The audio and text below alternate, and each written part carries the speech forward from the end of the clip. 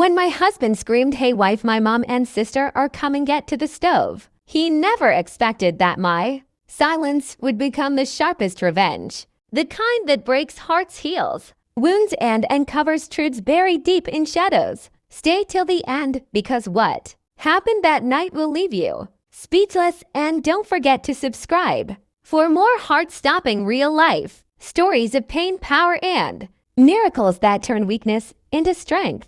The sound of his voice tore through the small apartment like thunder, shaking every corner of my heart. I stood still in the kitchen, holding a single cracked plate in my trembling hands, and for a moment I wondered how many times I had been told to obey, to serve, to silence the fire inside me. His footsteps grew louder, and when he appeared in the doorway, his eyes were cold, sharp, like the edge of a knife. His mother and sister were coming again, the same women who mocked me for being poor, who told me I was never good enough for their precious son, who laughed when I cried on my wedding night. He shouted again, telling me to move, to cook, to prepare, as if I were nothing but a servant. And something inside me snapped. I turned slowly, placing the plate on the counter, and whispered softly, "Yes, dear." Then, as he stormed away to call them, I walked to the bedroom, opened the drawer where I kept my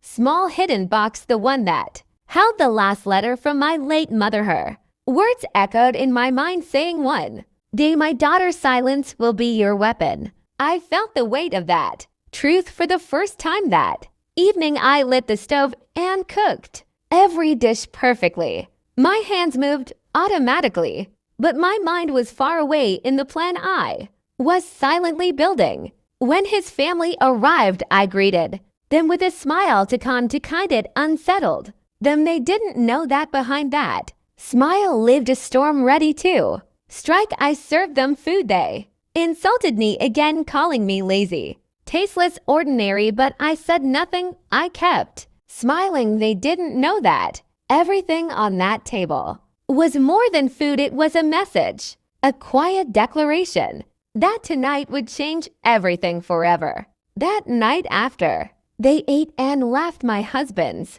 mother began searching around the house, pretending to be curious, but I knew she was inspecting me, measuring me as if I were some item she could replace. She opened my cupboard, touched my clothes, sneered at my simple jewelry. Then she found the small photo of my mother and tore it slightly, saying, "Maybe this ghost is what makes you so dull." My chest burned, but I stood silent. My husband saw it and said nothing, just laughed with his sister. I went to the kitchen, cleaned every dish, every glass, every trace of my humiliation, until my hands bled under the water. When they left late at night, he threw himself on the couch, turned on the TV, and ordered me to bring him tea. I walked toward him, holding the cup. My reflection shimmered on its surface like a woman I barely recognized. I placed it gently before him and asked softly, "Do you love them more than me?" He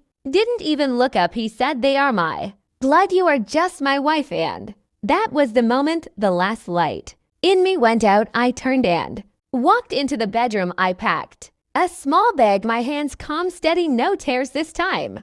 The next morning he woke to find me gone. No letter, no message, just the sound of silence echoing through the empty rooms. He called me many times. I didn't answer because I had gone somewhere he never imagined. I returned to my mother's old village, the house where I grew up, abandoned for years. I opened the windows and sunlight poured in. I decided that day I would rebuild my life, not for him, not for revenge, but for my soul. Yet revenge found its way into my story anyway.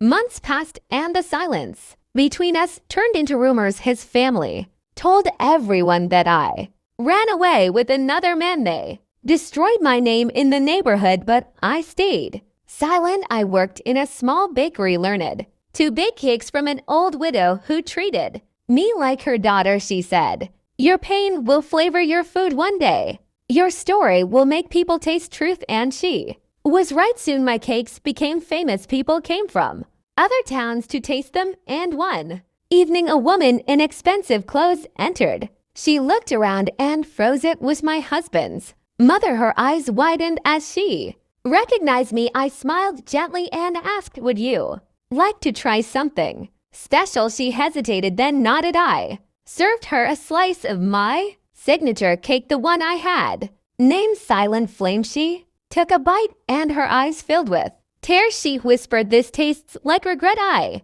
looked at her calmly and said, "Sometimes regret is the sweetest punishment." She left without a word. 2 days later, my husband came. He stood at the counter, pale, thinner than before. He begged for forgiveness, said his mother was ill. His sister had left home. Everything was falling apart. I listened quietly, then asked, "Do you remember the day you told me to get to the stove?" He nodded. Ashamed, I leaned forward and whispered, "That stove became my fire, the fire that burned away my weakness, that created the woman you see now." And then I walked away, leaving him with nothing but the smell of warmth he had thrown away. Years later, I opened my own bakery in the city. It became one of the most loved places, not just for its taste, but for the story behind it. Women came from everywhere to tell me how my silence gave them courage. One day, a little girl walked in holding a letter. She said, "A man outside asked me to give you this." I opened it and froze. It was from him, the husband who once broke me. The letter said I lost everything: my pride, my home, my voice. But when I see your name on every window, I feel something inside me break and heal at the same time. You were my greatest loss and my greatest lesson. Please forgive me." I folded the